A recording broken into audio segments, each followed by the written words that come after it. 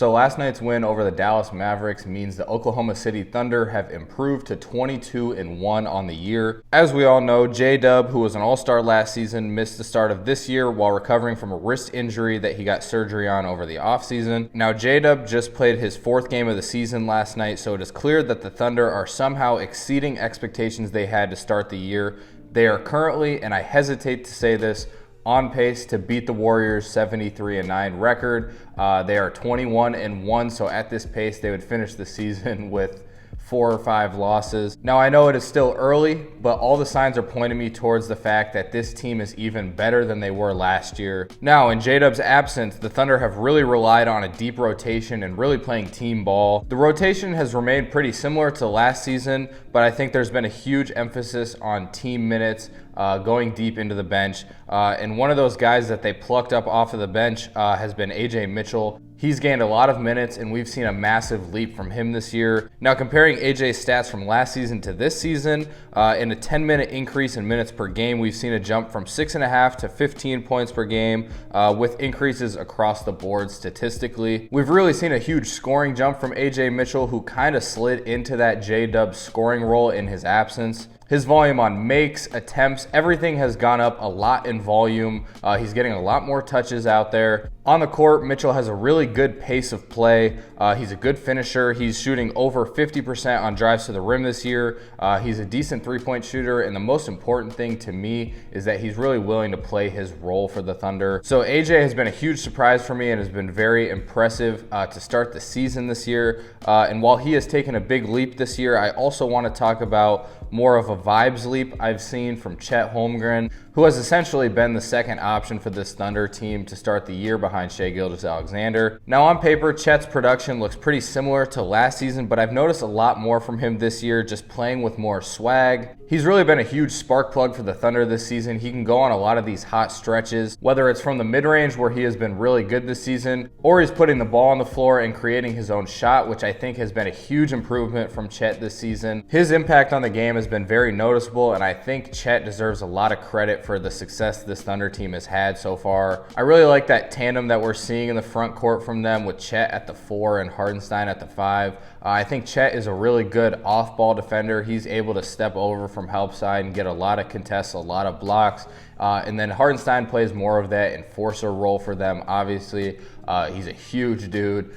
He can body up dudes like Zubac, like the biggest centers in the league. He can take them on. He's a good rebounder. So I really like that front court action they have. And it's worked a lot better recently now that Chet has really found his three-point shot. But we cannot talk about success in this team without talking about last year's MVP, last year's Finals MVP, last year's NBA scoring leader in Shai Gilgeous-Alexander. Shai has been the leader of the pack this year for the Thunder, and he just continues to be so good at the game of basketball. Now, Shai has submitted himself as one of, if not the most unguardable player in NBA history. And before you go run into the comments, let me explain myself. Many people are going to say guys like MJ, KD, LeBron, Curry, Shaq are the most unguardable player in history, but when adjusting to this modern NBA and the way that the games are reffed, the effectiveness and well-rounded scoring approach that Shai has and the consistency that he does it as, you have to add him to that conversation of some of the greatest to ever do it. His pace and misdirection on offense is legitimately a one-of-one talent, and the fact that he is now shooting 43% from 3,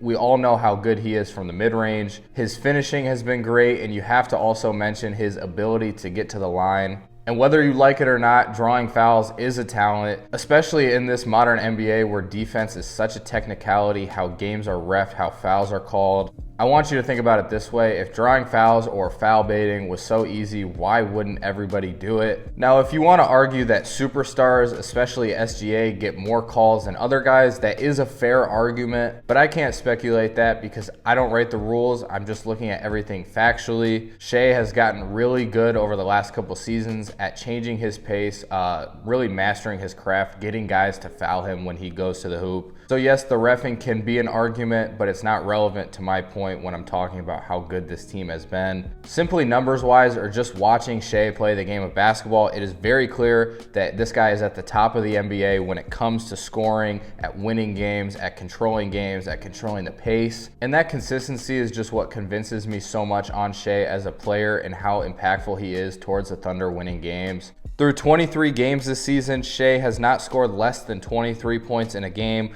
He is currently averaging about 32 points per game, 6.5 assists, and 5 rebounds a night. He has scored at least 20 points in his last 95 games played. The next longest active streak in the NBA right now is Tyrese Maxey with 21 games. Let's also include the fact that in 13 out of their 23 games this season, including last night against the Mavericks, Shai hasn't even played a minute in the fourth quarter. He is only playing about 33.5 minutes per game, so relatively low minutes for this level of scoring output. He's obviously been very efficient, and this type of scoring output we're seeing from Shai is truly special. So I do want to know your guys' opinions in the comments.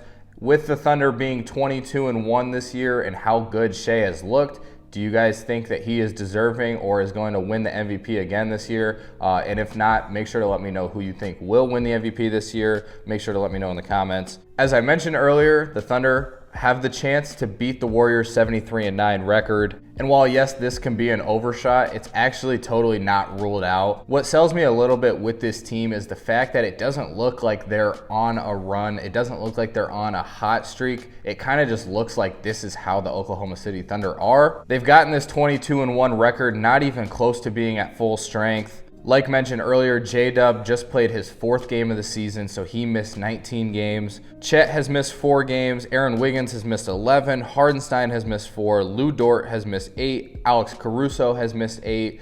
So with everybody but Shai missing time, what does this team even look like at full strength? The team defense is on a different level.